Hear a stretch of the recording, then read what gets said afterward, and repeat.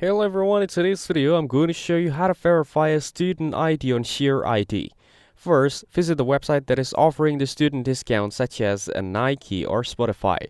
Then, look for the option that says verify with SheerID or student discount and click on it to begin the verification process. Next, select your country and then choose your school name from the list. After that, enter your full name and your official school email address. Make sure all the details you enter match exactly with your official school records. Then submit the form. If your school is already listed in SheerID's database and your details match, the verification may happen instantly. In this case, you will automatically receive access to the student discount with any additional steps.